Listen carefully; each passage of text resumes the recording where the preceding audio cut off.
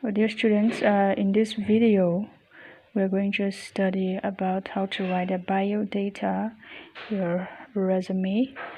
So when writing a resume, your bio data is the same thing. These are certain main points which you have to mention.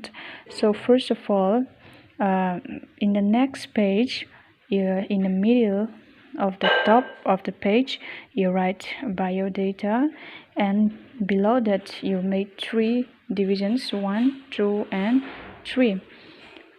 Depends on what you want to include it. Maybe you could also write more than that if you want to include your recognitions or accolades, certain things, certain awards, certain participations that or recognition that you have received. So number 1, personal details. So under personal details, you have to write your personal details such as your name, your father's name, your date of birth, your nationality, your marital status, and your contact number. So suppose if in the questions you are given a name, you write this: your father's name, your date of birth, your nationality, and your marital status, and your contact number. Then marital status, if you are unmarried, single chuan pasal ida nei lo chuan, your nationality Indian, your date of birth, etc. So all those details which all these things could be changed according to the person who is applying for the job. So these are just basic examples. And secondly, we have educational qualifications. So when writing this, I want you to make 3 columns and 5 rows. Here we have 1, 2, 3, 4 columns, and in the first column you write the year followed by the exam which you have passed and the birth and the percentage. So depending on the year which you apply, you have to make certain adjustments. Suppose you're asking for a job, you're applying for a job in 2020, that means you should have finished your master's or your BA by 2018 or something like that. So you just have to use your calculation. That's on common sense. Le nang mani chu thiam khangai to a in na dil kum azirin kum in qualification angai azir khan in pass to nu te khatiang khai ne just thiam khangai don tani. So in the column of the year you write which year. Then in 2011, suppose you have finished your HSLC, and under which board MBSC, then percentage. So all these things could be made up in an exam, but suppose if you're writing in real life for your job application, you have to be very accurate. All these things you just have to fill it up. So these are also just the examples.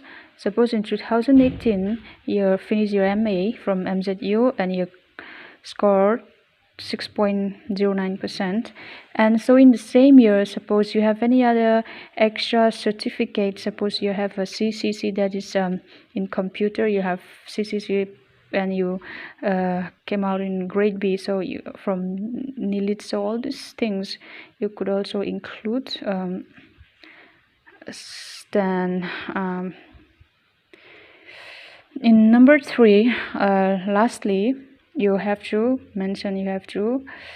write your work experience. So you, depending on the amount of work experience that you have had, the numbers could also be less or more. Suppose number 1, you have a work as English teacher at which school. You could write anything, but you have to be very accurate with the year, because 2018 na itsuaka 2019 na heta hian experience kai lo ni tani. You could not write work as English teacher at Southside Higher Secondary School in 2017 katiang ka chu amang lo lutuk ta.